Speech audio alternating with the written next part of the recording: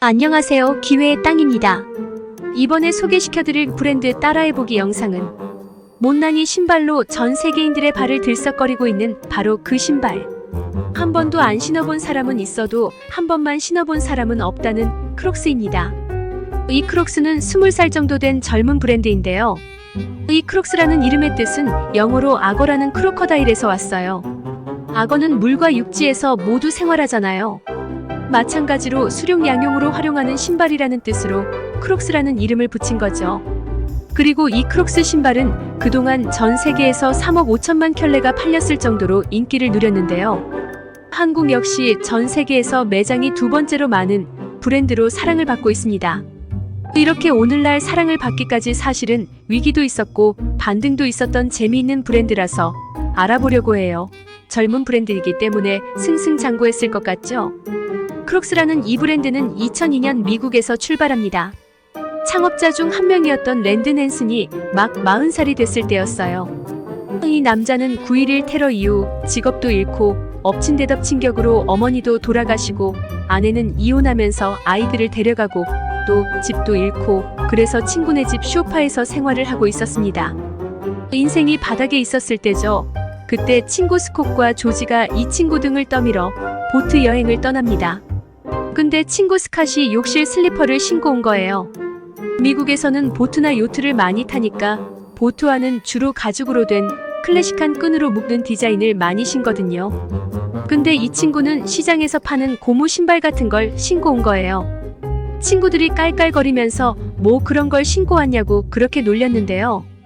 그는 여행을 하면서 신발의 위력을 발견합니다. 일단 가볍고 편했습니다. 보트에서 미끄러지지도 않고 물도 잘 빠졌고요.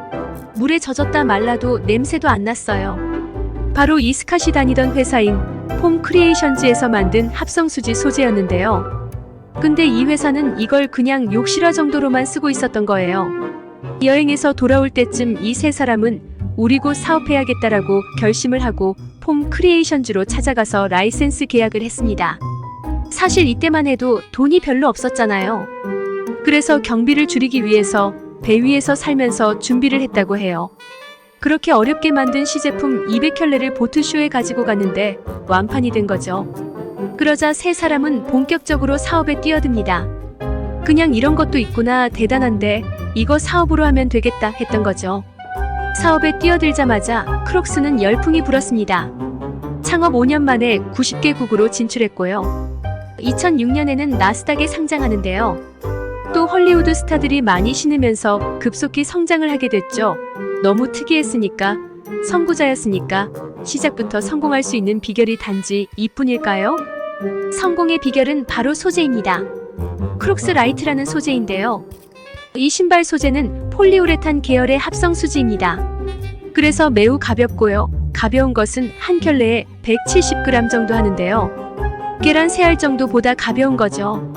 또 신기한 게 발이 닿아 바닥면이 따뜻해지면 소재가 유연해져서 발 모양에 맞게 변형이 되고요. 그래서 발에 들뜸이 없고 힘이 고르게 분산이 돼서 착용감을 높여줍니다. 또 이 소재는 플라스틱과 유사해서 사출 선형, 즉 찍어내기 방식으로 만들 수가 있어요. 원래 신발은 수작업으로 봉제와 접착을 반복하는 노동 집약적 산업이거든요. 그래서 보통 디자인에서 출하되기까지 6개월 정도 시간이 걸려요. 그런데 크록스는 재료를 형틀에 채워 넣어서 냉각해서 만듭니다. 그래서 디자인에서 생산까지가 훨씬 빠르고요. 노동력이 안 들어갑니다. 훨씬 비용도 저렴하고요. 그 결과 창업 4년 만에 흑자로 전환합니다. 오늘날에는 비용이 최적화돼서 한 켤레를 팔면 마진이 60% 남는다고 해요. 그러니까 아주 저비용의 그런 산업이 된 거죠. 근데 이 부드러운 좋은 소재를 다른 데서도 따라하면 안 되겠죠? 그래서 크록스 창업자들은요, 2004년에는 아예 폼 크리에이션즈를 인수하고요. 크록스 라이트 소재를 독점합니다. 하지만 여기서 문제가 찾아옵니다. 창업자 3명은 2005년에 전문 경영인을 세우고 경영에서 물러납니다. 이때 등장한 CEO가 론 스나이더인데요. 이 사람은 인수합병 전문가예요. 그래서 크록스에 부임하고 전 세계 제조 공장을 인수하면서 직접 생산을 하는데 투자를 합니다. 그리고 다양한 브랜드 인수합병을 활발하게 하는데요. 오션 마인디드 같은 다양한 신발 브랜드를 인수하면서 제품을 다각화합니다. 그래서 이 시기에 기억하시는 분들이 있을지 모르겠는데 약간 크록스의 흑역사 시절이에요. 그래서 이때 다양한 신발이 나오는데 굽있고 여성스러운 샌들도 있었고요. 슬립온 모델 로퍼처럼 생긴 신발도 있었고 또 고무신처럼 생긴 신발도 이때 많이 나옵니다. 그래서 이 크록스 소재의 내구성으로 편안한 일상화를 만들어 보겠다는 그런 노력을 했던 거죠. 그런데 이상하게 뭔가를 하면 할수록 패션 테러리스트가 됩니다.